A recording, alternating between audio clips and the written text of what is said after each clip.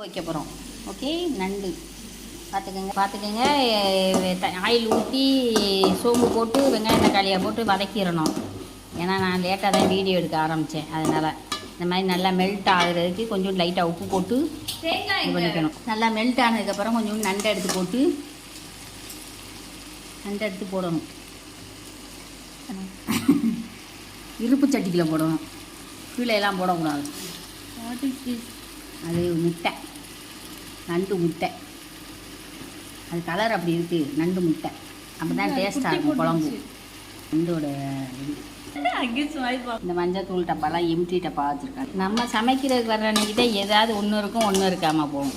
என்ன கன்றாவின்னு தெரியல. அதுக்கு தேங்காயை பார்த்தா ஒரே குஷி. பாருங்கள் எப்படி வேகமாக திரும்பி தள்ளுறா பார்த்தீங்களா. இப்போ மிளகாத்தூள் 2 ஸ்பூன் போடணும். மல்லித்தூள் 1 ஸ்பூன். ஏன்னா சில இதுகளில் மிளகாத்தூள் போதும்படி ரொம்ப போட்டேன்னா ஒரு மாதிரி இதுவாகிடும், சாம்பார் மாதிரி.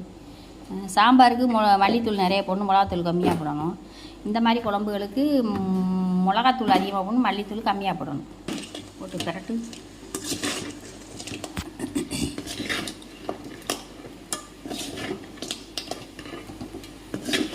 ஏட்டி அதை போட்டு இப்படி இது பண்ணுறேன். நல்லா இந்த மிளகா இது பண்ணதுக்கப்புறம் கொஞ்சம் புளிக்கரைசல் ஊற்றணும்.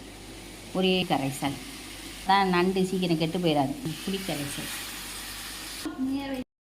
குழம்பு ரெடி. கொதித்த உடனே தேங்காய் ஊற்றி இறக்கணும். That's all. கொதிச்சிச்சு. தேங்காய் ஊற்ற போகிறோம். அப்புறம் பூண்டு பல் இந்த நச்சதை போட போகிறோம். பூண்டு தேங்காயெல்லாம் ஊற்றியாச்சு. இப்போ ஒரு சின்ன கொதிக்க வச்சுட்டு இறக்கிட வேண்டியதுதான். ஓகே, நண்டு குழம்பு ரெடி.